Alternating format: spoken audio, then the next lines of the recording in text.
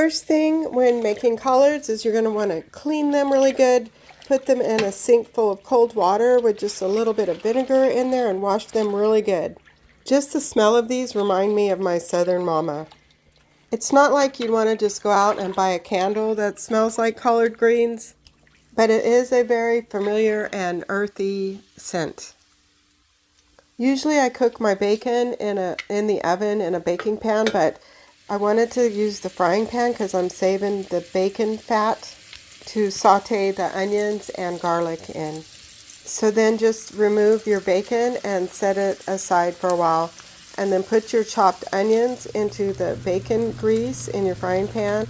The bacon grease really gives it a lot of flavor. And make sure that you don't cook your garlic too long because it can get bitter if you cook it too long. After your onions and garlics are cooked, add them to your stock pot of chicken broth. I'm adding these peppers that I dehydrated from my garden. Add your red pepper and your onion, your garlic, and your greens. And that's it. That's how you make delicious collard greens.